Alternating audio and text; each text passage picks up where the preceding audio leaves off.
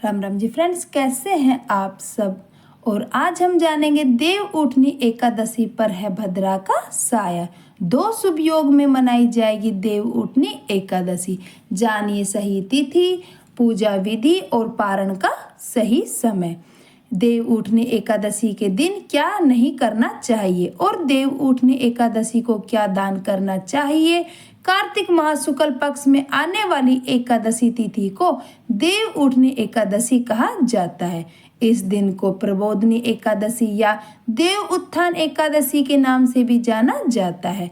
इस दिन प्रभु श्री हरि विष्णु 4 माह के बाद योग निद्रा से उठते हैं। इस दिन से ही चतुर्मास का समापन होता है और शादी, विवाह, मुंडन, संस्कार, सगाई समेत सभी मांगलिक कार्यों की शुरुआत होती है। देव उठनी एकादशी के अगले दिन द्वादशी तिथि में तुलसी विवाह का आयोजन कराया जाता है। भगवान विष्णु के शालिग्राम अवतार से माता तुलसी का विवाह होता है, जिससे तुलसी विवाह के नाम से भी जाना जाता है। धार्मिक मान्यताओं के अनुसार तुलसी विवाह के आयोजन से घर में सुख, समृद्धि और खुशहाली आती है। कार्तिक माह में तुलसी के पौधे की पूजा अर्चना से भी शुभ फलदायी माना गया है। आइए जानते हैं देव उठनी एकादशी और तुलसी विवाह की सही तिथि और शुभ मुहूर्त। देव उठनी एकादशी की सही तिथि। देव उठनी एकादशी व्रत 12 नवंबर को है, जबकि एकादशी तिथि 11 नवंबर को शाम 6:47 से लग जाएगी। वहीं इसी तिथि की समाप्ति अगले दिन यानी 12 नवंबर को 4:14 पर होगी। देव उठनी एकादशी का पारण कब किया जाएगा। देव उठनी एकादशी व्रत का पारण 13 नवंबर को द्वादशी तिथि में सुबह 9 बजे तक कर लेना उत्तम रहेगा। व्रत का पारण शुभ मुहूर्त 13 नवंबर को सुबह 6:42 से सुबह 8:51 तक रहेगा। उदया तिथि के अनुसार 12 नवंबर को देव उठनी एकादशी मनाई जाएगी। इस साल तुलसी विवाह 13 नवंबर 2024 बुधवार को मनाया जाएगा। खास बात यह है कि इस बार देव उठनी एकादशी के अगले दिन 13 नवंबर 2024 को तुलसी विवाह है। इस दिन भगवान श्री हरि व तुलसी माता की विधिवत पूजा का विधान है। देव उठनी एकादशी पर बनेंगे कई संयोग। देव उठनी एकादशी के दिन सुबह 7:10 तक हर्षण योग का निर्माण हो रहा है। वहीं वज्र योग पूरे दिन रहेगा। सर्वार्थ सिद्धि योग 12 नवंबर को सुबह 7:52 से लेकर 13 नवंबर को सुबह 5:44 तक सर्वार्थ सिद्धि योग का निर्माण होगा। वहीं रवि योग देव उठनी एकादशी के दिन सुबह 6:33 से 7:52 तक रवि योग का निर्माण होगा।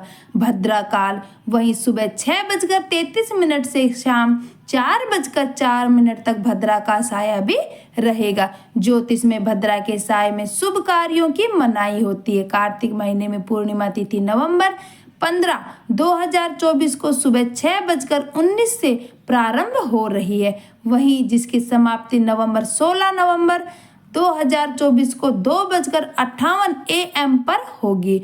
ऐसे में कार्तिक पूर्णिमा 15 नवंबर को मान्य होगी। इस दिन चंद्रोदय का समय शाम 4:51 रहेगा। इस बार कार्तिक पूर्णिमा 15 नवंबर दिन शुक्रवार को पड़ रही है। पूर्णिमा तिथि भगवान विष्णु और माता लक्ष्मी को अति प्रिय होती है। मान्यता है कि यदि इस दिन कुछ अच्छे एवं महत्वपूर्ण कार्य किए जाएं तो घर में धन्य धान्य बना रहता है।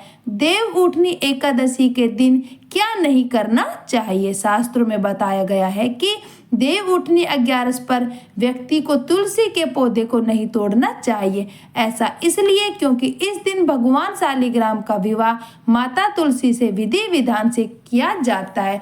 इस नियम का पालन न करने से भगवान विष्णु क्रोधित हो जाते हैं।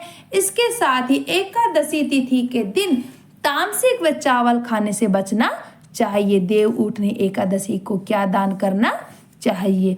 कहते हैं कि देव उठनी एकादशी के दिन धान, गेहूं, मक्का, बाजरा, उड़द, गुड़, का दान करना शुभ होता है। इसके अलावा आप वस्त्र का भी दान कर सकते हैं। इस एकादशी के दिन सिंघाड़ा, शकरकंदी, गन्ना और सभी मौसमी फलों का दान करना भी महत्वपूर्ण व लाभकारी माना गया है। इससे भगवान विष्णु प्रसन्न होते हैं और घर में सुख समृद्धि का वास होता है। देव उठनी एकादशी की पूजा विधि। देव उठनी एकादशी के दिन सुबह जल्दी उठें, स्नान आदि करने के बाद स्वच्छ कपड़े धारण करें, विष्णु जी का ध्यान करें और संभव हो तो व्रत का संकल्प ले। विष्णु जी, माता लक्ष्मी और तुलसी के पौधे की पूजा करें। विष्णु जी को पंचामृत से स्नान कराएं, विष्णु जी को तिलक लगाएं और उन्हें पीले फूल, पीले फल, पीले रंग की मिठाई और तुलसी का पत्ता जरूर से चढ़ाएं। विष्णु जी के बीज मंत्र का जाप करें, विष्णु सहस्त्र नाम का पाठ करें, विष्णु जी और माँ तुलसी की आरती उतारें। इसके बाद दिन भर व्रत और उपवास रखें। जय श्री कृष्ण। दोस्तों, आपको ये जानकारी कैसी लगी कमेंट्स करके जरूर बताएं। और अब हम देख लेते हैं कुछ उपाय। देव उठनी एकादशी 2024। विवाह में हो रही है देरी, देव प्रबोधनी एकादशी पर जरूर करें ये उपाय। शीघ्र विवाह करने के लिए करें ये उपाय। अगर किसी लड़के या लड़की को विवाह में समस्याओं का सामना करना पड़ रहा है तो वह भी देव उठनी एकादशी के दिन इन उपाय से बाधाओं से बाहर निकल सकते हैं। इसी उद्देश्य से भगवान विष्णु की पूजा करते समय केसर, पीले चंदन या हल्दी से बने तिलक का प्रयोग करें। फिर पीले फूल चढ़ाएं। इससे विवाह में शीघ्रता के योग्य बनते हैं। अगर आप अपनी मनोकामना पूरी करना चाहते हैं तो देव उठनी एकादशी के दिन पीपल के पेड़ पर जल का दान अवश्य करें। पीपल के पेड़ में भगवान विष्णु का वास माना जाता है। जल चढ़ाने से आपकी सभी मनोकामनाएं पूर्ण होंगी। इस दिन तुलसी विवाह करना भी बहुत शुभ माना जाता है। ऐसा करने से शादी में आ रही रुकावटें दूर होती हैं और जल्द ही विवाह के योग्य बनता है। नंबर 7, तुलसी के पौधे में कच्चे दूध से गन्ने का रस मिलाकर अर्पित करना चाहिए।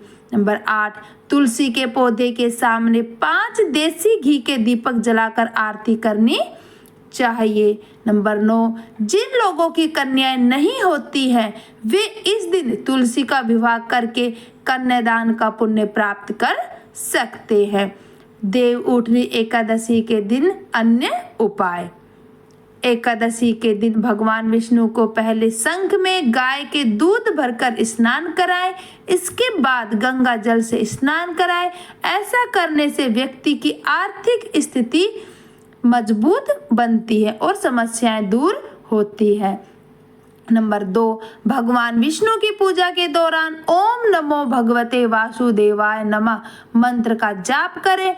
इससे जीवन में आ रही परेशानियां, बाधाएं दूर होती हैं। नंबर 3, भगवान विष्णु की पूजा में शुद्ध घी का दिया जरूर जलाएं और तुलसी दल का प्रयोग जरूर करें भोग में। जय श्री कृष्ण। राधे राधे। वीडियो पसंद आए तो लाइक एंड शेयर भी करें और मेरे चैनल को जरूर से सब्सक्राइब करें। धन्यवाद।